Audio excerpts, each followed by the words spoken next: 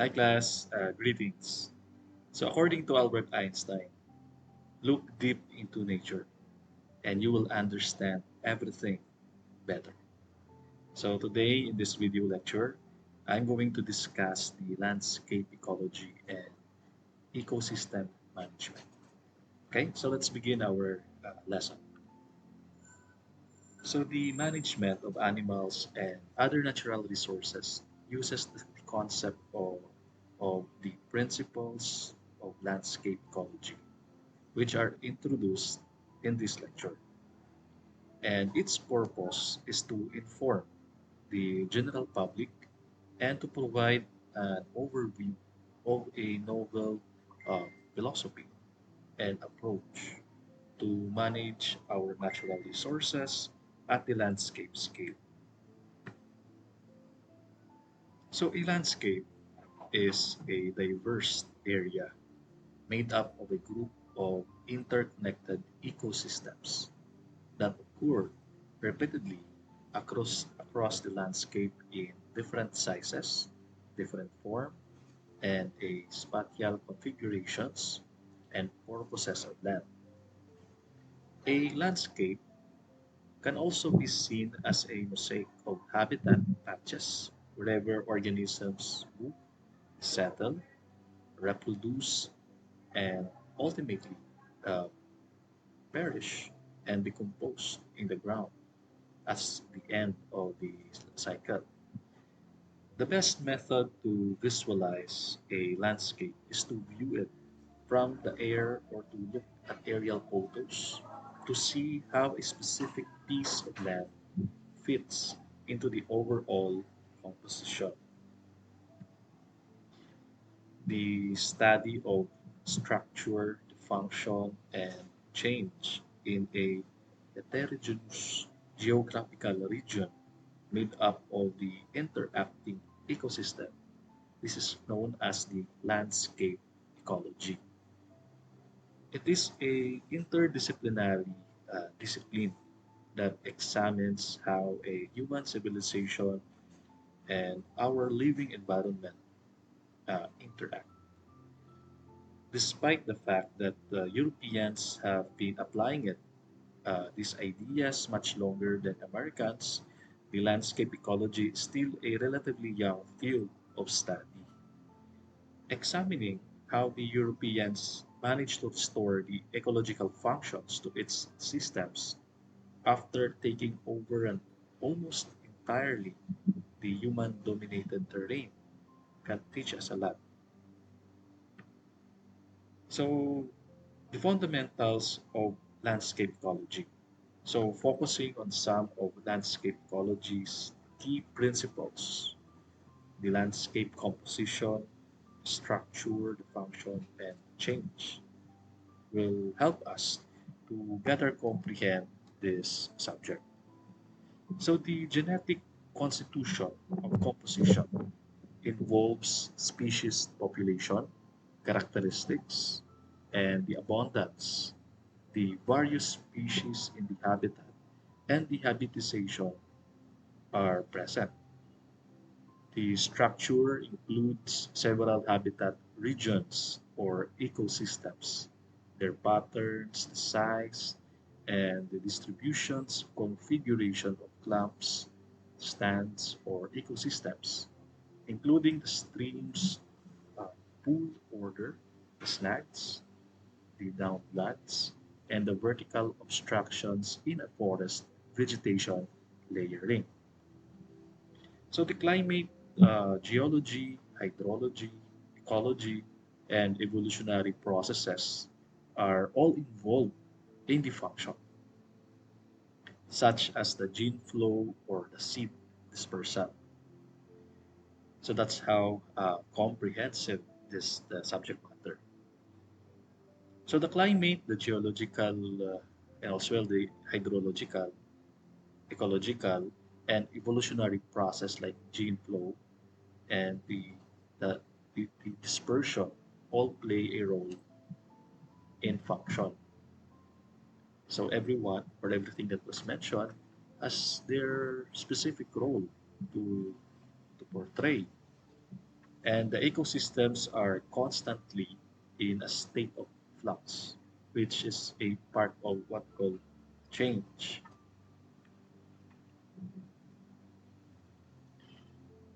So the three major elements that make up of the landscape is number one, the matrix. The second is the patches. And the third is the corridors. So these three, we will going to discuss this by details as we progress on this lesson. So we can handle these elements more effectively at at the landscape level if we comprehend them and how they interact. Okay, so first let's dig deeper in the matrix. So the matrix, which dominates the landscape, is the largest and the most interconnected landscape type, and it has the significant impact on how a landscape functions. Without taking the matrix into account when managing a habitat, we risk not providing the need for the specific species in that region. So, for instance, you won't make a wildlife openings in the forest if your objective is to increase the variety of species in a 40-acre woodland surrounded by the soil fields. So, to put it another way, you won't want to add more what you call the edges or the patch, which is the outside zone that is distinct from its center.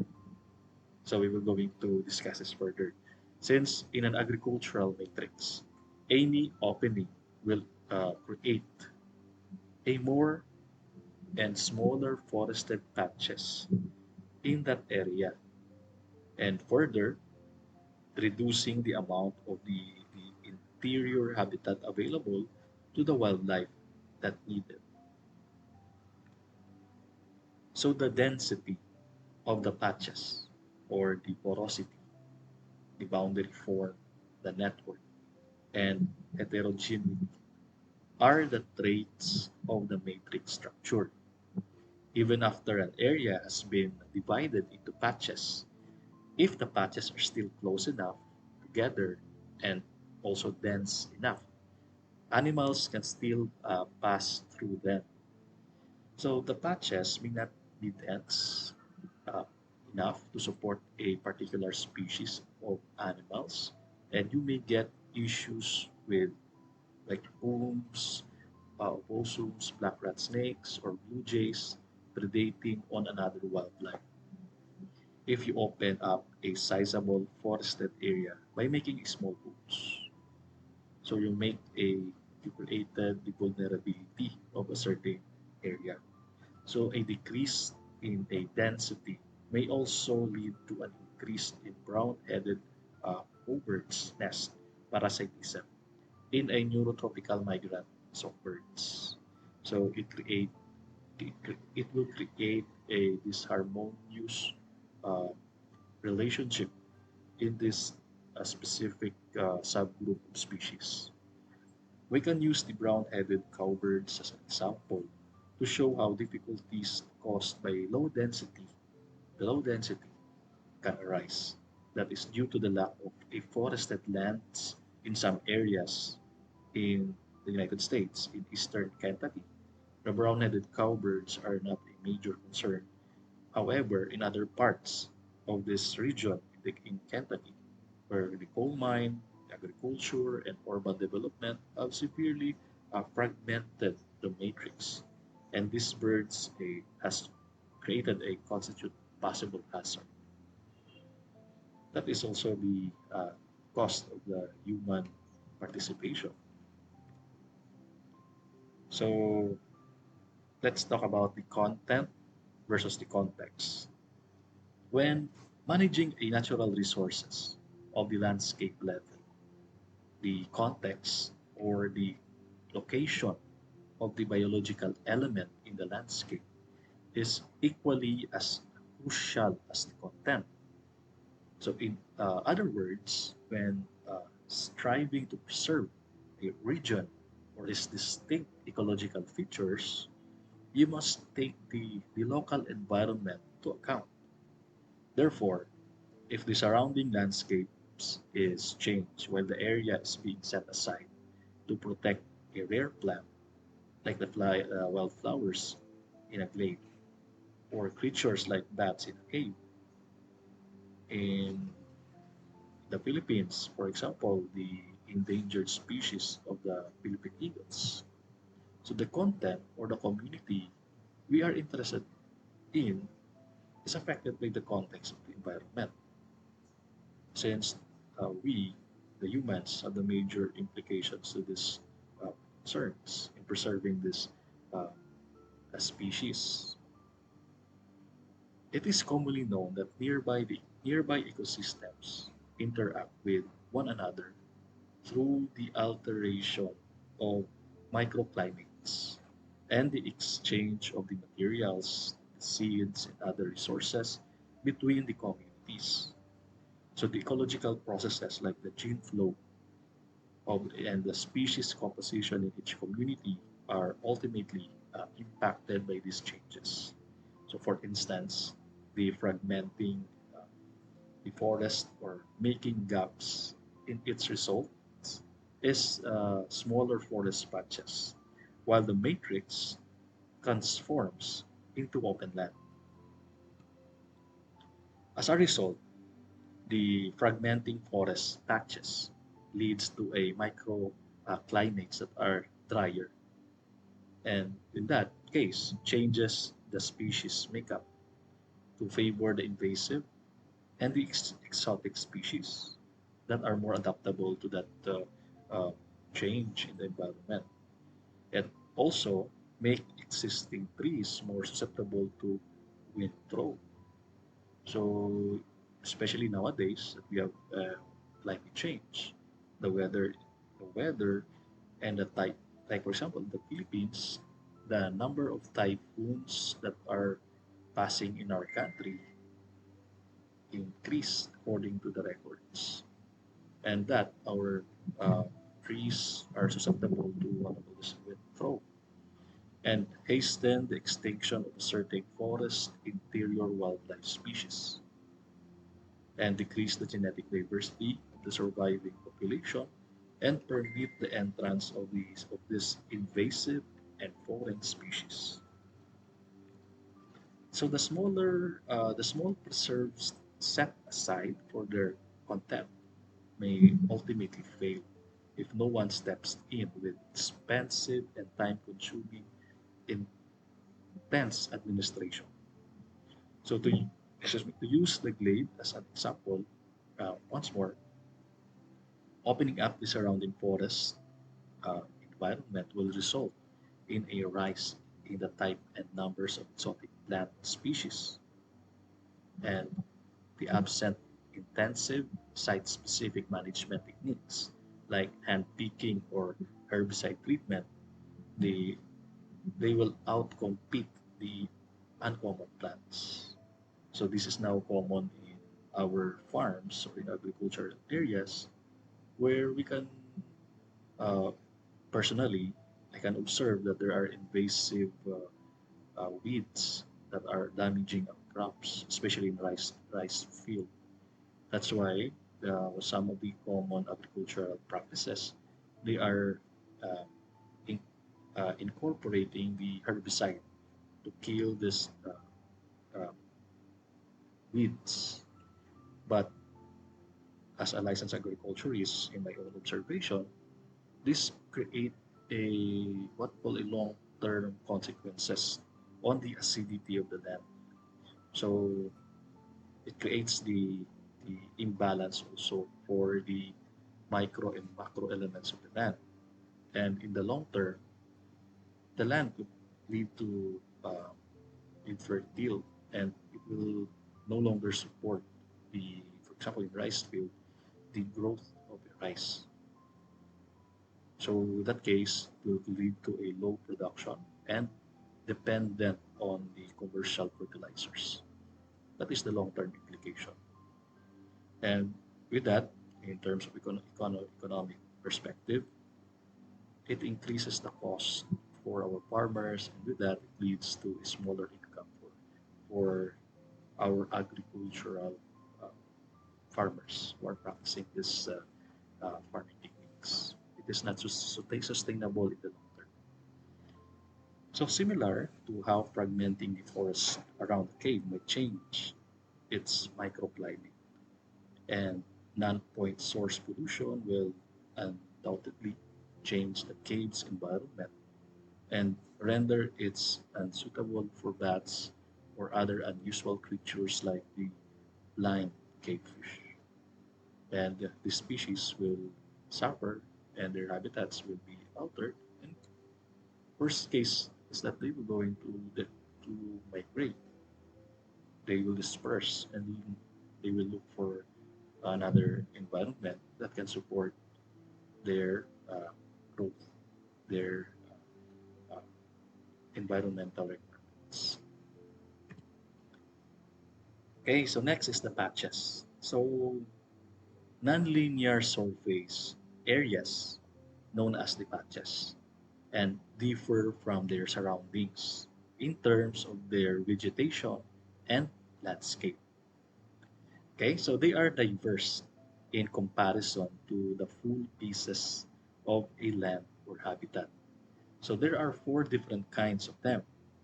So introduced, the disturbance, the remnant, and the environmental resource. So there are two types of disturbance patches, the natural and man-made. And they are the result of a variety of activities such as the forestry, urbanization, and weather. For example, in America, we have the tornadoes, hurricanes, and ice storms, while in the Philippines, we have typhoons. So a disturbance patch will ultimately alter if left unattended until it joins the matrix. So when people change the landscape of a place and subsequently abandon bits of the original habitat, the remnant patches are the outcome. So compared to disturbance patches, the remnant patches are typically more environmentally stable and will last longer. So the nonlinear surface areas that is known as patches will differ from their surroundings in terms of the vegetation.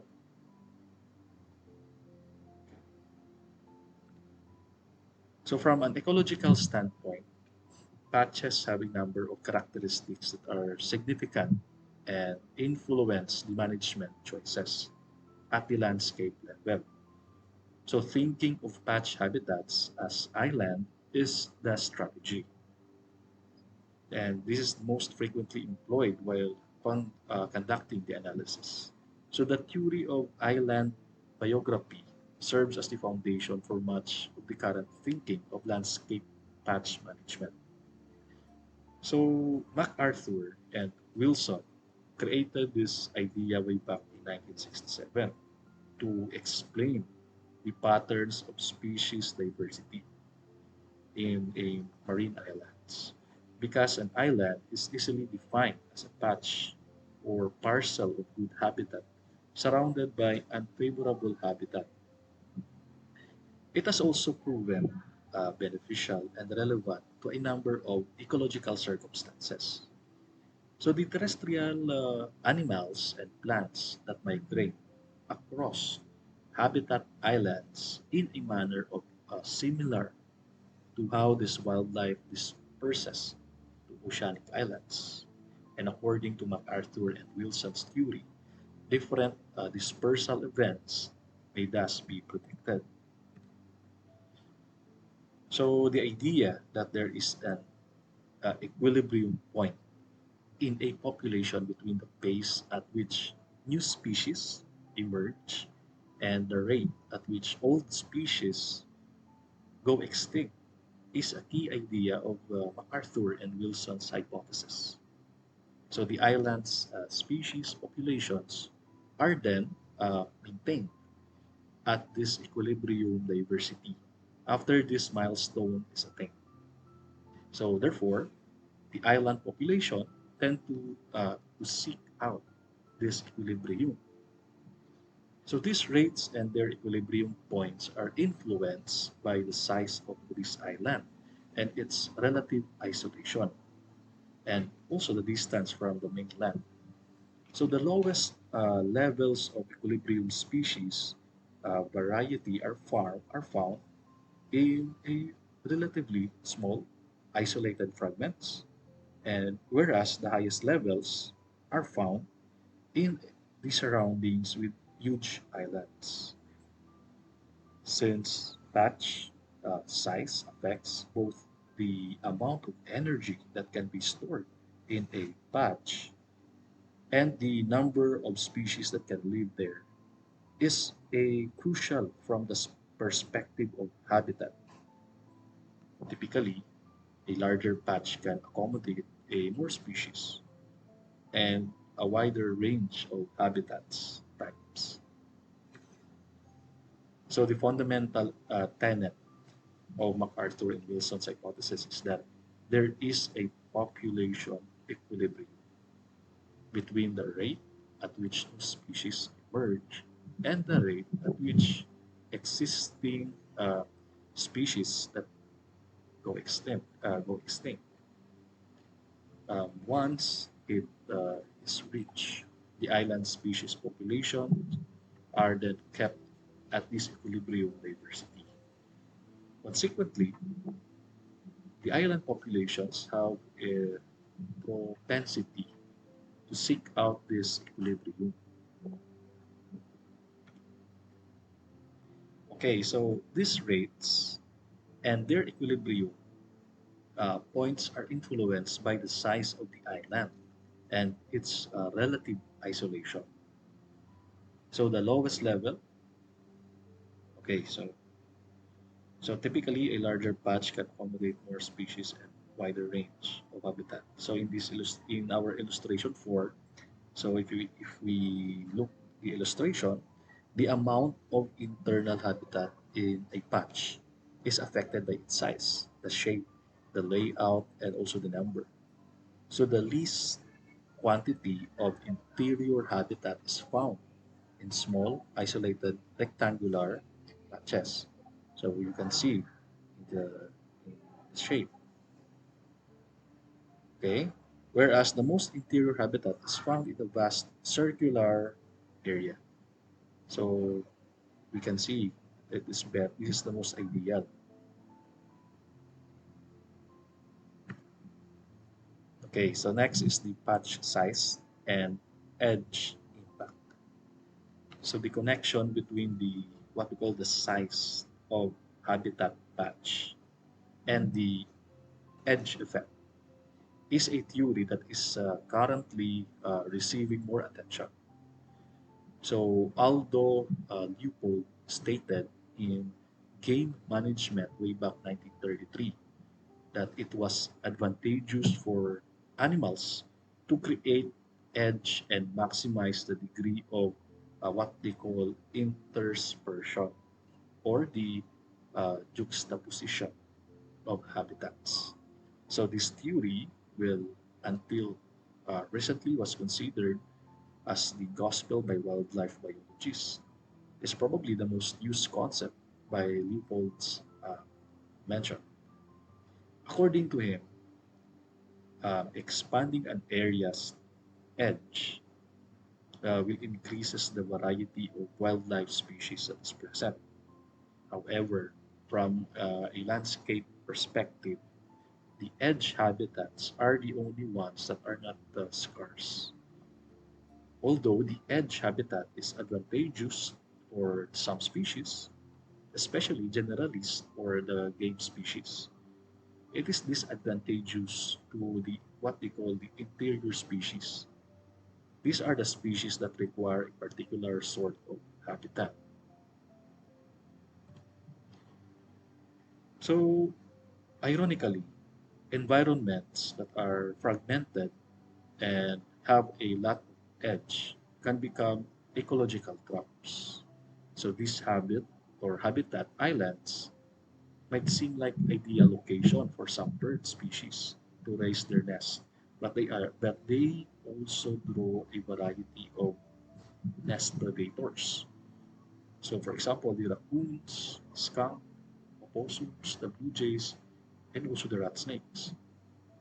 So, any birds that nest in that location have a lower chance of success due to these critters.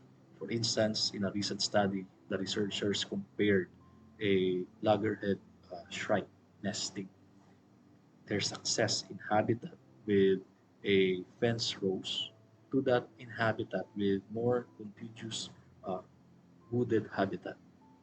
Due to nest predation, the bird's nesting success in a fence row settings almost reach the point where it could not be replaced. So they have uh, it is more conducive for them because they are more uh, protected. So the edges and the patch size have functional implications as well. In general, the less patch borders is present when the interior to edge ratio is larger, which reduces the amount of contact with the surrounding matrix.